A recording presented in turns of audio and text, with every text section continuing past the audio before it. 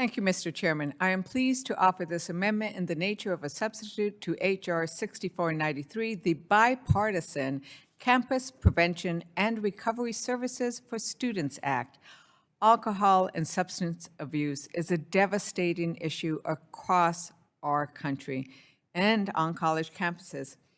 I speak from experience. I lost two brothers to substance use and misuse, and that began during their time in college.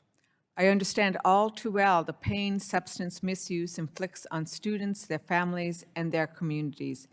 Sadly, my family's story is not unique in New Mexico or in this country.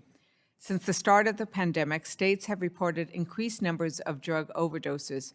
Campuses have reported increased mental health concerns in students as well.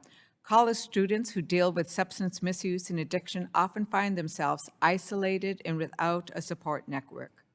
Congress has an opportunity to address this serious issue by making sure that colleges and universities support students through strong prevention programs. I don't want to see another headline of a promising young person lost to overdose. That's why I introduced the Bipartisan Campus Prevention and Recovery Services for Students Act, along with Representatives Dusty Johnson, Lucy McBath, John Joyce, and Michael Guest. I would also like to acknowledge Representative David Trone, who is co-chair of the Bipartisan Mental Health and Addiction Task Force, of which I am a member. Representative Trone led this bill during the last Congress. Our bill will help to cut the chains of addiction and unlock access to treatment and prevention for countless students across the United States. Specifically, it will authorize the Drug and Alcohol Abuse Prevention provision of the Higher Education Act to promote evidence-based prevention and intervention strategies on college campuses.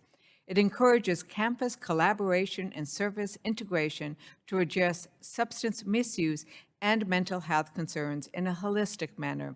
The bill also authorizes $15 million to implement these grants for fiscal year 2023 and the 5 succeeding years. The ANS builds on the existing language to further ensure institutions of higher education successfully implement prevention programs.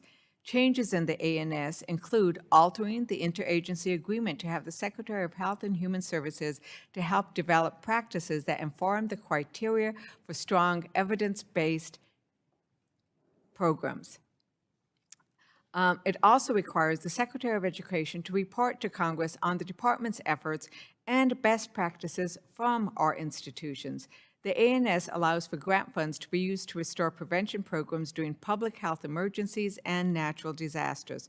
Finally, it clarifies the institutions of higher education with the drug and alcohol abuse prevention program requirements will remain in compliance unless they knowingly and willfully fail to implement a prevention program. I urge my colleagues to support this ANS and the underlying bill. This bipartisan legislation will surely enhance the efforts of colleges and universities to provide evidence-based prevention and recovery services for students and employees. Mr. Chairman, I move the Committee on Education and Labor to report the bill as amended. Thank you.